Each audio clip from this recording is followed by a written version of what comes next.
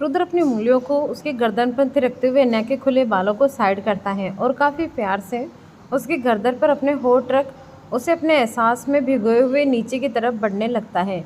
अन्या के हर बार की तरह दिल की धड़कन काफ़ी बेकाबू से हो गए थे, जिसे वो संभाल नहीं पाती और जैसे उससे दूर होने को जाती हैं कि रुद्र उसकी कमर को कसकर जकड़ते हुए उसे अपनी तरफ खींचता हुआ उसे मोड़ता है और बिल्कुल उसके होठों के करीब बढ़ते हुए अपनी सांसों के तपिश में डूबे कहता है, कब तक वाइपे से दूर भागोगी?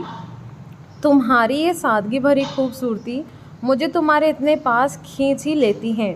अन्या उसकी बात सुन अपनी पलकें उठाकर रुद्र को देखती है, जहाँ उसे इस वक्त अपने लिए बेशुमार एहसास नजर आ रहे थे, जिसे देख अन्या खुद को रोक नहीं पाती और खुद भी उसके करीब बढ़ते हुए उसकी नाक को अपनी नाक से छूकर कहती है, और मुझे ये आंखें। इतना बोल अन्या प्यारी मुस्कान लिए रुद्र को इडोर करती है, तो रुद्र अपना दूसरा हाथ आगे बढ़ाकर उसके चेहरे पर प्यार से फिराता हुआ उसके दोनों गाल पर किस कर वापस उसे देखता है। अन्या उसके यूं चूमने से खुद ही आगे बढ़कर उसके दोनों गालों को चूम लेती है। ये देख रुद्र वापस से आगे बढ़ अन्या की आंखों में चूमता है। अन्या भी उसके जैसे उसके माथे को चूम लेती है। फिर रुद्र बारी बारी आंखें उसकी नाक को चूमता हुआ अपने होठों पर इशारा करता है, जिसे देख शर्म भरी मुस्कान लिए रुद्र की आंखों में लगातार डूबते हुए उसके होठों के करीब बढ़ते ही लगते हैं। दोनों एक दूसरे के इतने करीब हो चुके थे कि दोनों की सांसें की खुशबू एक दूसरे में घुलकर उन्हें मदहोश कर चुकी थी।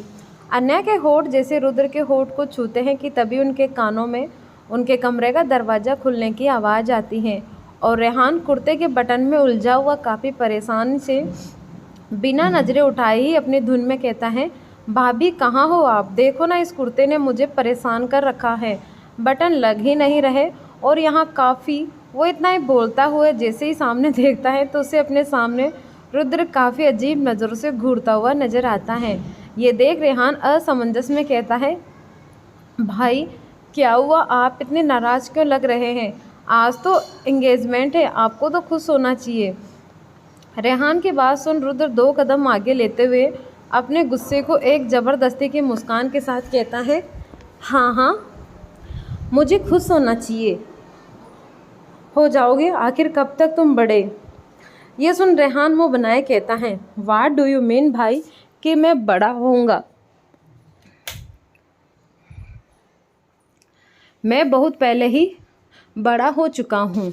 रेहान की बात सुन रुद्र उसके कंधे पर हाथ रख एक टोंट भरे लहजे में कहता है, रेहान शरीर से बड़ा होने से बड़ा थोड़ी ना कहते हैं, मैच्योरिटी भी कोई चीज़ है और ये बात तुम्हें जल्द ही पता चलेगी कि कमरे में आने से पहले नॉक करते हैं, क्योंकि तुम्हारा अब यहाँ अकेला नहीं रहता।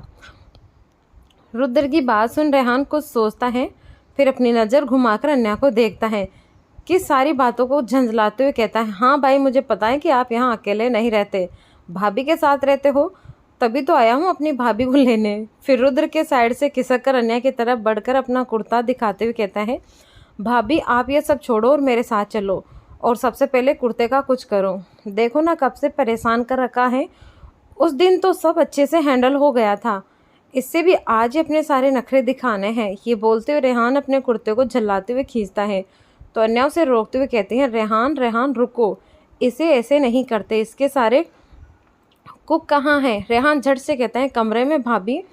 अन्या सुन एक नज़र रुद्र को देख कहती है, एक काम करो तुम चलो, मैं 2 मिनट में आती हूँ। ये सुन रेहान अन्या का हाथ पकड़ उसे ले जाते हुए कहता है, नो नो भाभी उतना वक्त नहीं है मेरे पास, मेरी मदद करो, अभी तो मैंने अपने बाल तक सेट नहीं किए हैं, अगर मैं लेट हो गया तो सांची मुझसे गुस्सा हो जाएगी, आप चलो।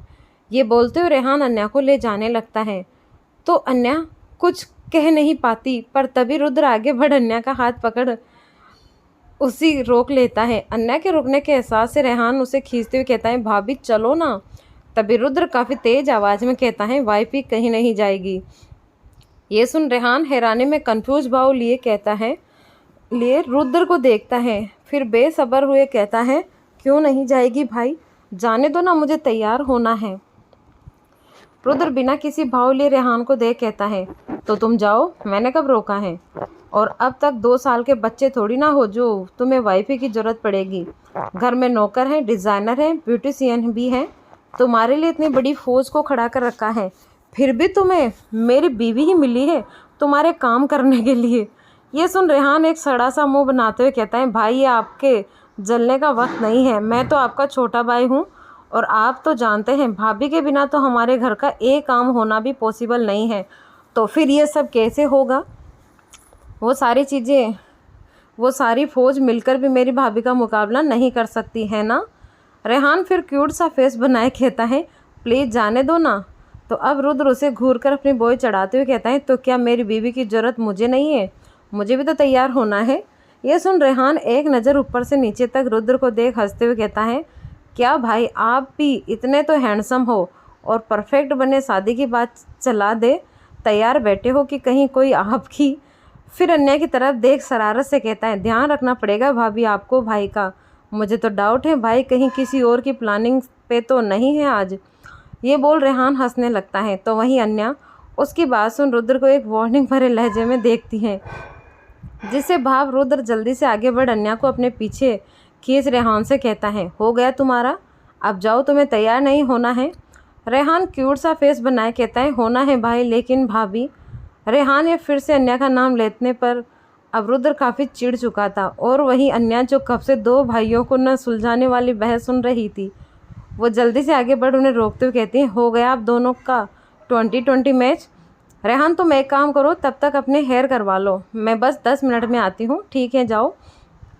रेहान मुंह लटकाए अन्या को देखता है तो अन्या उसे जाने का इशारा करती है, जिसे देख रेहान कुछ नहीं कहता आगे और जाने को मुड़ता ही है कि तभी ये रुद्र को चैन की सांस लेता है कि तभी दरवाज़ा झूला होने के कारण अंदर आते हुए कहता है, भाभी आप कहाँ हो, हम कब से ढूंढ रहे हैं आपको। फिर अपने हाथ में लाइट आई को दिखाते हुए कहता है, भाभी जल्दी जल्दी बताओ इन में से कौन सी अच्छी है।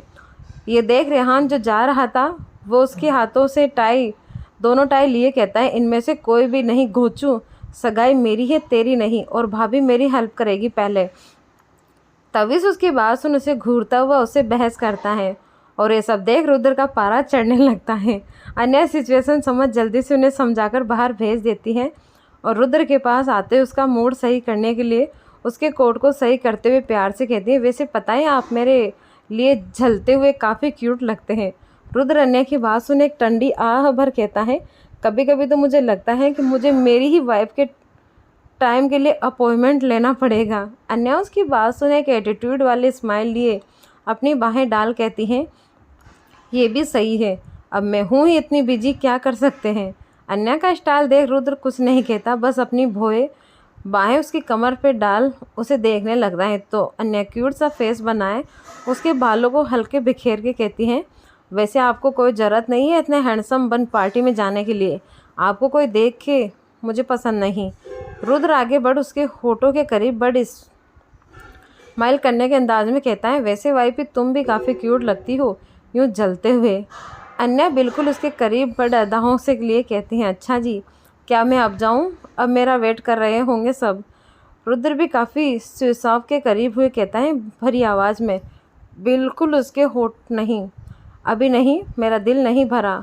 इतना बोल अन्या और रुद्र वापस से एक दूसरे की आंखों में उलझते हुए एक दूसरे के होठों के करीब बढ़ जैसे ही उन्हें छूने को होते हैं कि वापस से दरवाजे पर दस्तक होने की उनका ध्यान टूट जाता है। अब रुद्र सच में काफ़ी जल्ला चुका था, उसे समझ नहीं आता कि कोई उसे अपनी वाइफ के साथ सुकून के 2 पल क्यों नहीं बिताने देता है। अन्या रुद्र की हालत देख हंसते हुए उससे दूर होती हैं तो रुद्र अन्या को घूर काफ़ी ज़्यादा गुस्से में दरवाजे की तरफ बढ़ता है, क्योंकि उसे लगा कि ज़रूर रेहान होगा जो हर वक्त उन्हें डिस्टर्ब करने पहुंच जाता है। आज सच में वो रेहान को छोड़ने वाला नहीं था। वो जैसे दरवाज़ा खोलता है तो सामने दरवाजे पे एक नौकर खड़ा देख एक पल तो उसकी भौहें तन जाती हैं। वो घूर कर उसे देखता हुआ कहता है, उससे पहले अन्या जो कि रुद्र के जस्ट पीछे आती थी ताकि रुद्र को संभाल सके, वरना कोई बेवजह उसके गुस्से का बेचारा शिकार हो जाएगा। वो नौकर से आने का कारण पूछती हैं तो वो नौकर बिना सिर उठाए वैसे काफ़ी रिस्पेक्टफुली कहता है, जी मैम, वो आपको बड़े साहब ने तुरंत अपने कमरे में बुलाया है। ये सुन अन्या का सिर हिलाते हुए उसे आने का बोल भेज देती है। वो जाने के बारे में सोच जैसे पलटकर रुद्र को देखती है तो वो उसे काफ़ी नाराज़गी भरी निगाहों से देख रहा था। जिसे देख अन्य असमंजस में एक अबोर्ड स्माइल उसे देते हुए हाँ में सिर हिलाते हुए जाने का इशारा करती है। तो रुद्र उसे देखता हुआ ना में सिर हिलाता है, पर अन्य दोबारा कोशिश करते हुए उसे थोड़ा पास आकर उसके सीने पर हाथ रख प्यार से उसे जाने की परमिशन आंखों ही आंखों में लिए मांगती है। तो रुद्र उसे काफ़ी नाराज़गी से देख उसका हाथ अपने सीने से हटाते हुए चुपचाप कमरे से बाहर चला जाता है। यह देख अन्या अफसोस में रुद्र को रोकने की कोशिश करते उसे आवाज़ देती है, पर रुद्र बिना कुछ रुके तेज़ कदमों से वहाँ से चली जाती है। अन्या अपने कदम जैसे रुद्र के नाने के लिए बढ़ाती हैं कि एक नौकर दोबारा रेहान का बुलावा लिए वहाँ जाता है, जिसे देख आज जैसे अन्या धर्म संकट में आ गई थी कि अब वो क्या करे। पत्नी बनकर अपने रूठे पति को मनाए, या भाभी बन अपने देवर की मदद करे, या बहू बन अपनी जिम्मेदारी निभाए। सब रिश्ते एक ही पल में निभाना सच में काफ़ी मुश्किल था। अन्या एक नज़र रुद्र को देख मन में सोचती है, ये तो आज सच में काफ़ी गुस्सा हो गया, वरना मेरे रोकने पर तो रुक जाते थे। पर अब क्या करूं? इन्हें मनाने गई तो सच में सब में देर हो जाएगी, क्योंकि ये तो जल्दी मानने वाले नहीं। एक काम करती हूँ, अभी बाकी सब देख लेती हूँ, इन्हें आराम से मनाऊंगी।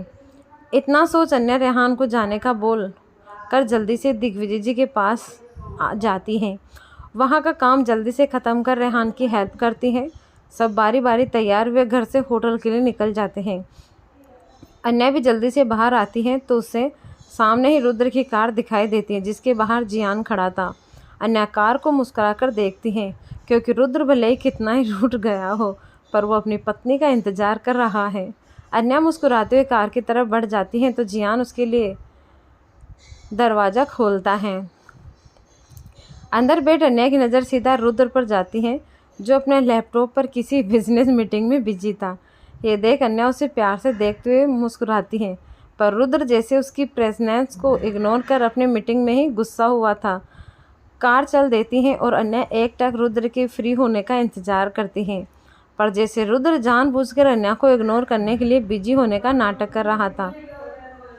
अब कार कुछ देर में ही होटल के बाहर रुक जाती है और जियान कार से उतरते अन्या के लिए गेट खोलता है, जिसे देख अन्या की उम्मीद भरी नज़रों से रुद्र को देखती है, पर रुद्र अभी भी बिजी होने का नाटक कर रहा था।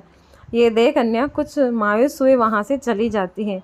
अन्या के जाते रुद्र अपनी नज़रें उठाकर उस ओर देखता है जहाँ से अन्या गई थी, फिर एक ठंडी आह भर करता है, क्योंकि अन्या से नाराज़ होने के लिए उसे काफ़ी मुश्किल था। उसकी एक मासूम झलक ही रुद्र का दिल पिघला सी देती है, लेकिन इस बार उसने ठान लिया था कि अन्या उसे जब तक नहीं मनाएगी वो नहीं मानने वाला। ये सब सोचकर रुद्र अपना लैपटॉप बंद कर जैसे शीट पर रखता है कि उसकी नज़र सीट पर रखे एक छोटे से नोट पर जाती है, जो अन्या की सीट पर रखा हुआ था। रुद्र असमंजस में उसे उठाकर पढ़ने लगता है तो इसमें अन्या के शब्द थे, मुझे पता है आप ये 4 इंच के डिब्बे में बिजी होने का सिर्फ नाटक कर रहे हैं, पर मेरा प्यार नाटक नहीं है आपके लिए। मैं आपसे बहुत बहुत बहुत प्यार करती हूँ। प्लीज़ ये नाराज़ मत रहे मुझसे। मुझे आपका गुस्सा कबूल है, पर यह आपकी नाराज़गी और बेरुखी नहीं। मान जाइए ना प्लीज़। लेटर के लास्ट में अन्या के होठों के लिपस्टिक के निशान भी था। ये पढ़कर रुद्र हल्का मुस्कुराकर अन्या के होठों के निशान को चूमता हुआ उस लेटर को अपने पॉकेट में रख मन में कहता है, इतनी आसानी से माफ़ी नहीं मिलेगी वाइफी। वहीं पार्टी हॉल में सारी तैयारियां हो चुकी थी। रेहान भी पार्टी में अपनी फैमिली के साथ आ चुका था, पर स्टेज पर बैठा बेसब्री से सांची का इंतजार कर रहा था और साथ ही खुशी के साथ लड़कियों के जैसे नर्वस भी दिख रहा था। तविश उसकी हालत देख उसके पास आता हुआ उसके कंधे पर मारता हुआ काफ़ी बेपरवाही से कहता है, क्या यार तू तो लड़कियों से भी ज़्यादा नर्वस लग रहा है। अब सांची तुम्हें खाने थोड़ी ना आ रही है, चिल। इतना बोल वो हंसते हुए रेहान के बगल में बैठता हुआ हंसता है, तो रेहान उससे काफ़ी बुरी नज़र से घूरता हुआ उसे सोफे से उठाते हुए कहता है, मेरी होने वाली बीबी की जगह है, उठ तू पहले यहाँ से। तुझे यहाँ बैठा देख मेरी इमेजिन कितनी अवॉर्ड हो रही है, तुझे पता है। ये सुन तवीज़ खुद का कोर्स सही करते हुए थोड़ा अवॉर्ड हुए इधर उधर देख धीरे से कहते हैं, तू और तेरी ये उड़पटांग सोच। रेहान उसकी बात सुन नर्वस हुए अपने बालों में हाथ फेरते हुए कहता है, भाई ये मेरी सोच नहीं बल्कि कुछ वक्त पहले की हकीकत लग रही थी।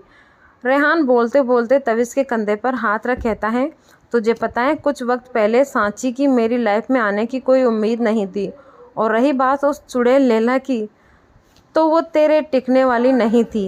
ये सब देख मुझे तो लगने लगा था कि ज़िंदगी भर अब मुझे तेरे साथ ही। इतना बोल रेहान अपने दोनों हाथों को आपस में जोड़ इशारा करता है, तो तविस उसकी हरकत पे उससे खुद से दूर झटकते हुए झल्लाए अंदाज में कहता है, दूर हट तू मेरे से। अब क्या तेरे ख्याल में रहता है? मुझे तो अब जाने में भी डर लग रहा है। हट। रेहान उसका रिएक्शन देख हंसने लगता है, तो तविस गुस्से में उसे उंगलियां दिखाते हुए कहता है, हंस ले बेटा, हर किसका दिन आता है। आज तू हंस रहा है, फ्यूचर में पता नहीं कोई और तुझ पे हंसेगा। रेहान सोचने वाले अंदाज में कहता है, क्या मतलब? तविस, मतलब ये कि देख मेरे मुन्ना, तुझे सुधारने वाली आ गई है।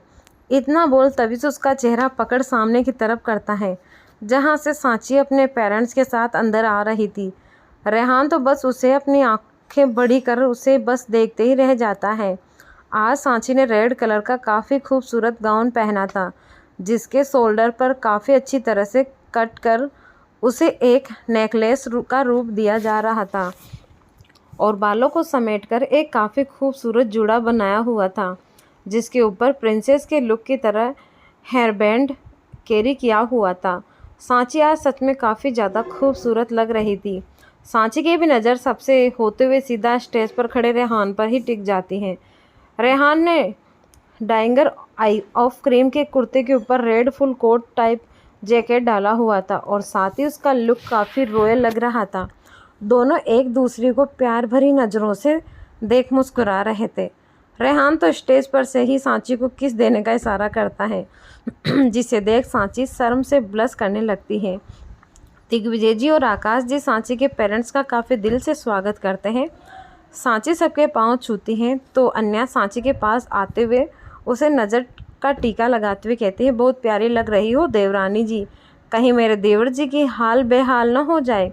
अब तो हमें संभाल कर रखा है, तुम्हारी बारी है।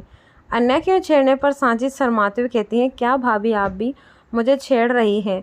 वैसे आप मुझे मेरे नाम से ही पुकारा करें, मुझे काफ़ी अच्छा लगेगा। अन्या उसकी बात सुन उसका गाल प्यार से छूते हुए कहती हैं, वो तो ठीक है, लेकिन ये बताओ तुम्हारे हाथ इतने ठंडे क्यों हैं? तबीयत तो ठीक है ना? सांची अन्या के कहने पर अपने हाथों को आपस में मसलते हुए कुछ घबराहट ले कहती हैं, हाँ भाभी तबीयत ठीक है। वो बस इतना बोलते बोलते सांची रुक जाती हैं, और उसकी अधूरी बात समझती हुए अन्या उसके हाथों को अपने हाथों में लिए कहते हैं, बस घबराहट हो रही है। अपनी आने वाली ज़िंदगी में कदम रखने में कुछ डर, खुशी, कुछ उम्मीद, तो कुछ बेचैनी सी है, राइट? अन्या की बात सुन सांची अपना सिर मासूम बने उसकी ओर देखते हुए हिलाती हैं, तो अन्या मुस्कुराते हुए सांची को स्टेज की तरफ ले जाते हुए उसे रेहान की तरफ देखने को इशारा करती हैं, जो कब से सांची के पास जाने को बेचैन था, लेकिन तभी उसे रोके खड़ा था।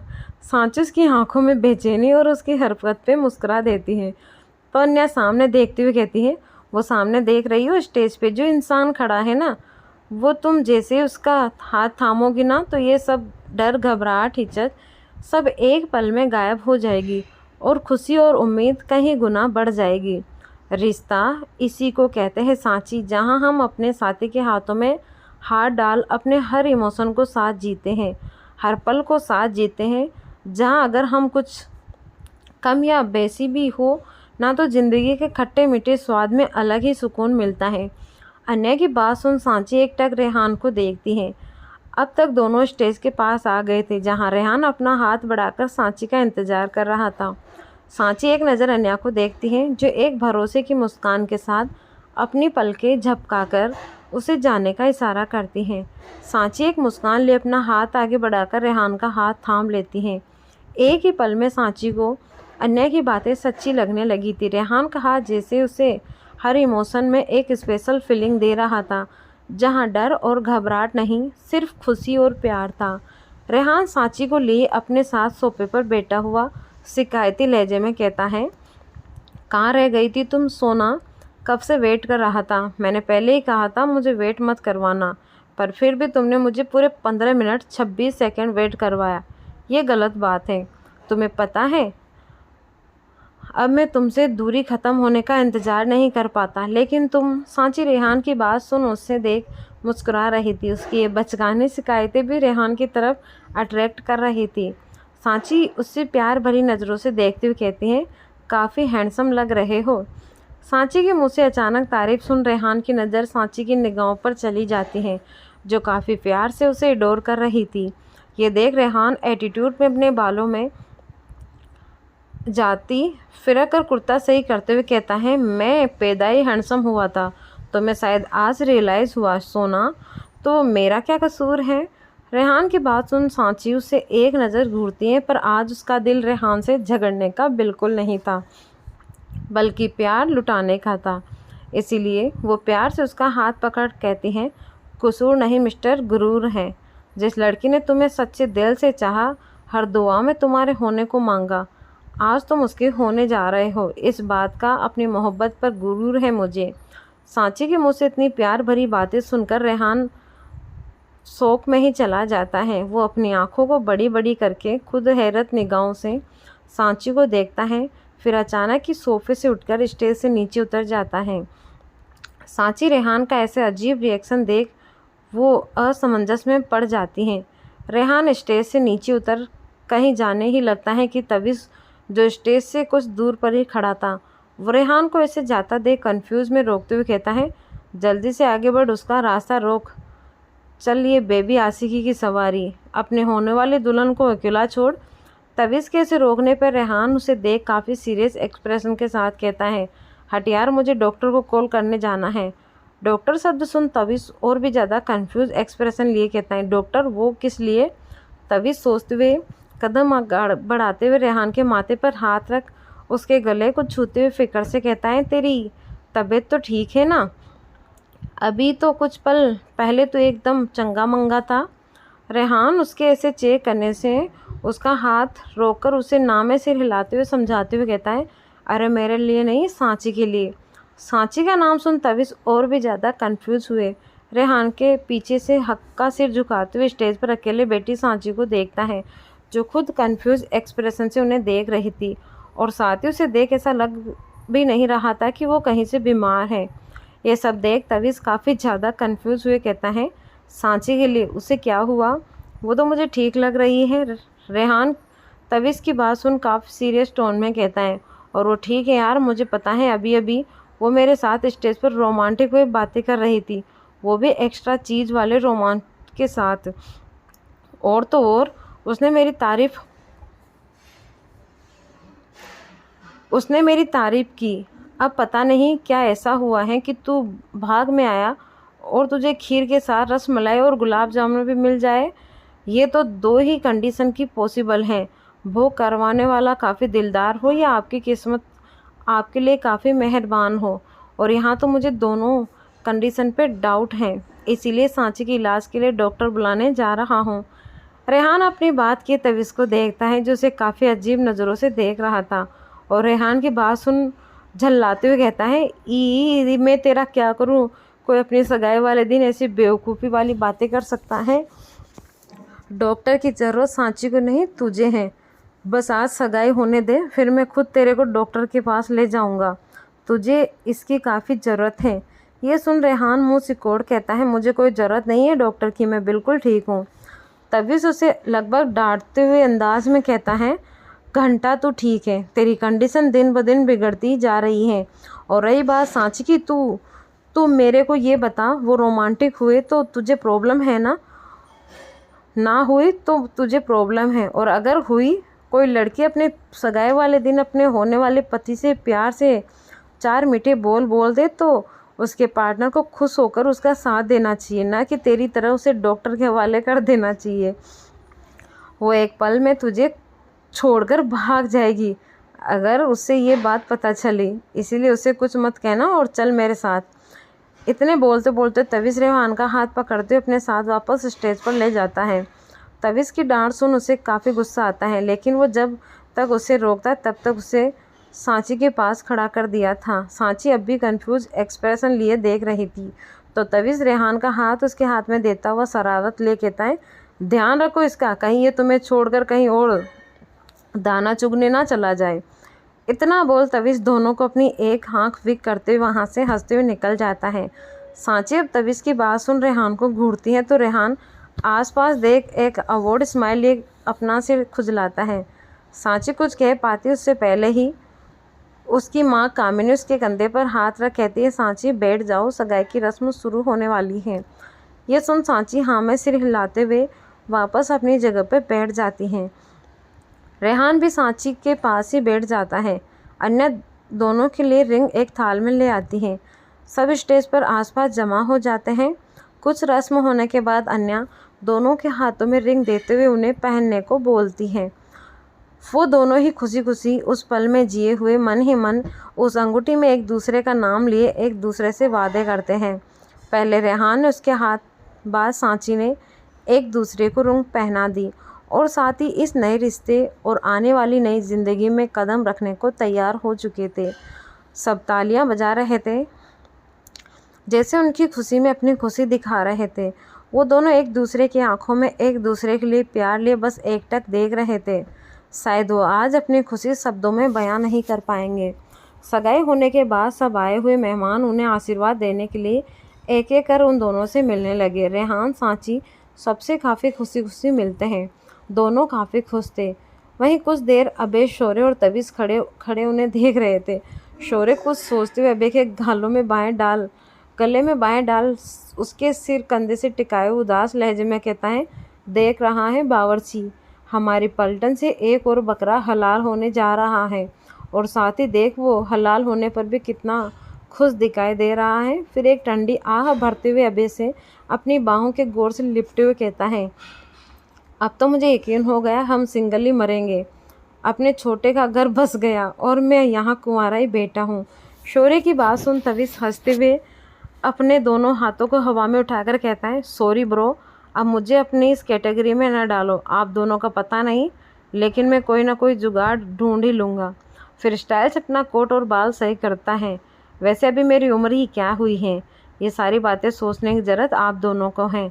हल्की धीमी आवाज़ में, जो बाप बनने की उम्र में बीबी ढूंढ रहे हैं, इसीलिए जल्दी से सोचे कहीं दादा बनने की उम्र में बीबी मिली तो कुछ हो। Understand, I hope you both. इतना बोल तविश अपनी आंखों को गोल मटोल करते हुए हंसकर वहां से चला जाता है। उसकी बात सुन शौर्य मुंह चढ़ाते हुए हल्के गुस्से में कहता है, हे इसकी इतनी हिम्मत। द सुपरस्टार शौर्य मित्तल को ताने देकर चला गया। मैं इसे छोड़ूंगा नहीं। फिर पल में अबे से वापस लिपट रोने वाले अंदाज में कहता है, तू बता बावर्ची, मुझ में कोई कमी है? मेरी सपनों की रानी कब आएगी? अबे शौर्य की नौटंकी देख उसे खुद से दूर झटकते हुए ताने भरे लहजे में कहता है, जब तेरा नाम कंट्रोवर्सी में ख़त्म और क्लीन लिस्ट में जाएगा ज़्यादा रहेगा। शौर्य अबे की बात सुन मुँह बनाते हुए कहता है, तू दोस्त है मेरा या दुश्मन? अबे शौर्य के कंधे पर हाथ रख काफ़ी सादगी से कहता है, दुश्मन होता तो तू यहाँ नहीं न्यूज़ चैनल पर होता, इसलिए कह रहा हूँ सुधर जा। इतना बोल अबे अर्जेंट चेक करने के लिए आगे बढ़ जाता है।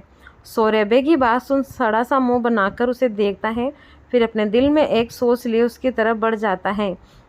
वही अन्या जो कि सांची और मेहमानों से घिरी हुई थी, उसका ध्यान उनमें न होकर बस रुद्र में ही टिका हुआ था और अटक गया। वो बार बार उससे अपनी मासूम निगाहों से देख रही थी, पर रुद्र ने उसे एक बार भी नहीं देखा, या यूं कहे उसे जानबूझकर इग्नोर कर रहा था।